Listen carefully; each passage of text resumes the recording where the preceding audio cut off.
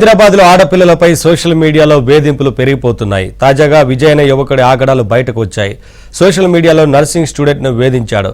ఇన్స్టాగ్రామ్లో యువతితో ఫ్రెండ్షిప్ చేసిన విజయ్ను ఆమె ఫోటోలు, వీడియోలు సేకరించి టార్చర్ చేస్తున్నాడు.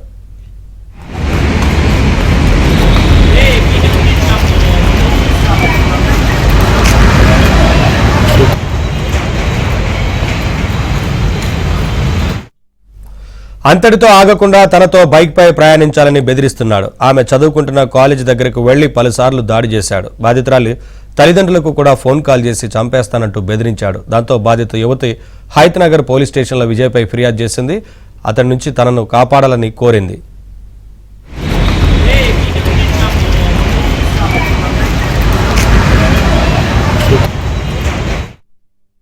నర్సింగ్ చదువుతున్న ఒక యువతి మాకు ఒక ఫిర్యాదు ఇవ్వడం జరిగింది. తనకు ఇన్స్టాగ్రామ్లో పరిచయమైనటువంటి వ్యక్తి తర్వాత క్లోజ్గా మూవ్ కావడం, వాళ్ళతో కొన్ని ఫొటోస్, వీడియోస్ ఉండడం వల్ల ఆ ఫొటోస్, వీడియోస్ని పెట్టుకొని ఆ అబ్బాయి అతను బ్లాక్మెయిల్ చేస్తూ వాళ్ళ మదర్ని కూడా బ్లాక్మెయిల్ చేస్తున్నాడు. లవ్ చేయమని ఎమ్మడబడుతున్నాడు.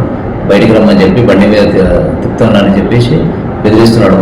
రాకపోతే చంపుతాను బెదిరిస్తున్నాడని చెప్పేసి కంప్లైంట్ ఇవ్వడం జరిగింది.